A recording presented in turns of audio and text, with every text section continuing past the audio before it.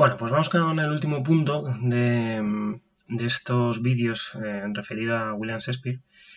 Y os pongo ahí una pregunta, ¿no? Que es ¿por qué es tan importante William Shakespeare, ¿no? O sea, ¿por qué se supone que tenemos que leer este señor? Bueno, pues fijaos que eso es algo que los mismos ingleses se preguntaron hasta el siglo XVIII. Se preguntaron, bueno, este señor que fue tan conocido en su época, ¿no? Que gustó tanto en su momento, ¿no? Al público, al populacho, ¿no? ¿Escribía bien?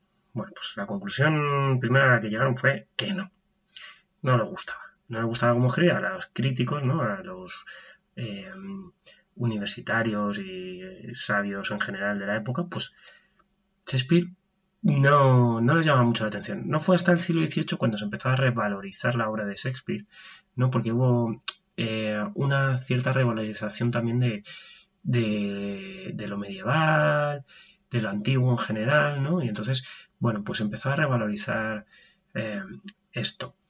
Y, y realmente no se empieza a exportar a Shakespeare hasta el romanticismo, ¿no? El romanticismo es el gran boom de Shakespeare, ¿no? En Europa. Es el momento en el que se empieza a traducir de manera intensiva, aunque ya había habido traducciones anteriores en el siglo XVIII, ¿no? Si no recuerdo mal, creo que fue Moratín, Moratín quien lo tradujo, ¿no? Por ejemplo, Hamlet. Es decir, ya en el siglo XVIII ya se hacían algunas traducciones, pero a partir del romanticismo fue cuando estalla ya la fama de Shakespeare y se le considera un genio universal, ¿no? Eh, Gracias en gran parte a los alemanes, ¿no? Curiosamente. Y bueno, pues a partir de ese momento la importancia cultural que tiene Shakespeare, pues en el fondo está relacionada, queramos o no, a la política. Pensad que el siglo XIX y el siglo XX son los dos siglos de dominio de los anglosajones sobre el resto del planeta, ¿no? Primero el Imperio Británico, ¿no? Y luego de los Estados Unidos. Y en las clases altas de los Estados Unidos y del Imperio Británico, pues Shakespeare es, digamos, uno de esos autores que se ha leído, que se ha estudiado en las universidades, que, bueno, al que se le han dado mil vueltas, se aprenden citas suyas, digamos que tiene una relación muy fuerte con el autor, ¿no? Incluso más que la nuestra con Cervantes, yo diría, ¿no? Nosotros no nos centramos tanto en Cervantes, también porque, claro, Cervantes realmente la gran obra de Cervantes es una, que es el Quijote, ¿no? Y Shakespeare pues tiene digamos, más obras, ¿no? De una importancia más o menos similar, ¿no? A esto. Eh, y además, claro, este dominio anglosajón pues se nota también en el dominio cultural, ¿no? Hollywood en concreto, y luego las plataformas americanas de contenidos, ¿no? ¿Por qué? Porque los escritores que se ponen a escribir las películas de Hollywood y que luego también pues, se ponen a escribir series, ¿no? Y que son la base realmente de la cultura popular en prácticamente todo el mundo, pues se basan muchas veces en Shakespeare.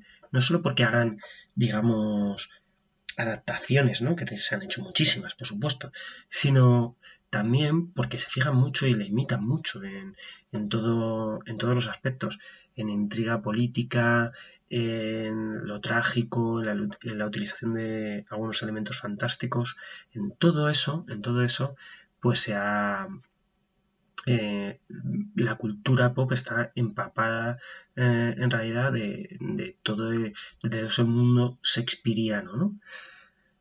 A nivel literario, ¿qué se suele decir? ¿En qué se suele decir que Shakespeare destaca, ¿no? Pues, en primer lugar, lo que todo el mundo admite, digamos, es en la creación de personajes, ¿no? Creación de personajes hasta ese momento, acordaos. ¿Qué es lo que estaban haciendo los autores? Coger los personajes tipo de la comedia del arte y darles más o menos una vuelta, ¿no? Darles una cierta entidad, pero digamos que no se había llegado a crear unos grandes personajes. Y, y pensad que, por ejemplo, uno de los primeros personajes redondos, el Lazarillo de Tormes, realmente no tiene una continuación en la cultura europea hasta que no llega Shakespeare y hasta que no se escribe el Quijote, ¿vale? No hay realmente personajes redondos como tal. Y Shakespeare lo que hace es crear muchos personajes redondos, muchos personajes complejos que además evolucionan. Se ha llegado incluso a, yo creo que es un poco hiperbólico, es un poco exagerado, ¿no? A decir que Shakespeare lo que hace es inventar al ser humano, ¿no? En el sentido de que lo que hace es presentarnos a seres humanos completos con complejidades, ¿no? Sus personajes tienen, la mayoría, no solo los protagonistas, sino muchos secundarios, tienen una gran complejidad y además son introspectivos, ¿no? Los monólogos de Shakespeare son muy famosos, ¿no? Por esto, porque exponen el devenir del pensamiento de los personajes, ¿sí?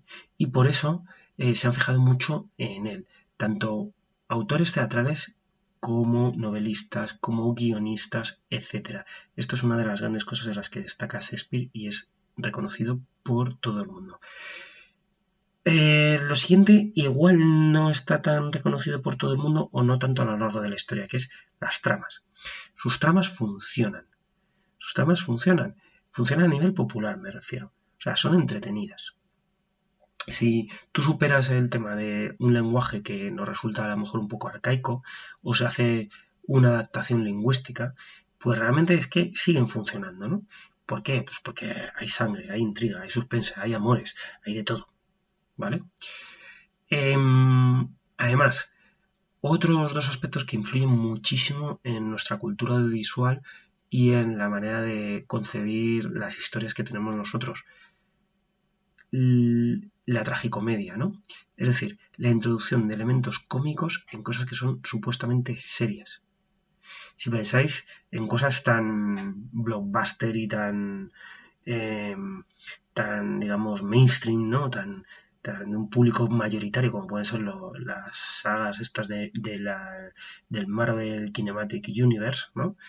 Pensáis en los Vengadores, lo habéis visto, en cualquiera de esas, siempre hay comedia, ¿no? Hasta en las películas más terribles, ¿no? En los momentos más terribles siempre hay algún personaje cómico, algún elemento cómico, ¿no? Y eso es un invento directamente que viene de Shakespeare. Es cierto que Lope de Vega, por ejemplo, también hace algo así, ¿no? Con el gracioso. Pero claro, Lope de Vega no tiene el impacto, no voy a decir la importancia, pero no tiene el impacto que tiene en la cultura audiovisual de nuestros días por este tema que decimos de que no es anglosajón, ¿no? Y por último, otro elemento otros elementos que, bueno, pues que a lo largo de la historia también se han visto como positivos o negativos dependiendo del momento cultural en el que se esté. Por un lado, el dominio de las figuras retóricas. Shakespeare es un manual de retórica, ¿vale? Hay un montón de metáforas, de comparaciones muy originales en algunos casos que no tienen nada que ver con las metáforas renacentistas así más simplonas, ¿no? De, pues bueno, pues tu piel es como el lirio blanco, bla, bla, bla, bla. No, son cosas a veces muy, muy elaboradas y muy creativas, ¿vale? Para la época, además. Y por último, otro elemento que también tiene que ver con lo lingüístico, ¿no? Que es el vocabulario. Shakespeare tiene un vocabulario amplísimo y cuando no tiene una palabra se la inventa y a veces se la inventa aunque haya una palabra, ¿no? Es un gran creador de vocabulario. Y bueno, pues es cierto que también se le ha criticado en ciertos momentos pues algunas cuestiones gramaticales y se le ha criticado algunas cuestiones también pues del vocabulario y en los momentos más clasicistas de la historia, ¿no? Pues en el teatro clasicista francés, en el neoclasicismo, en algún momento del realismo, pues Shakespeare, digamos que no tiene todo ese favor de la crítica, ¿no? Precisamente porque desborda eso, ¿no? Y tiene un punto popular que claro, pues que no es del gusto de la gente que le gusta poner reglas al arte, ¿no? Bueno, pues esto es un pequeño acercamiento que tenéis a Shakespeare, más la lectura que os mando.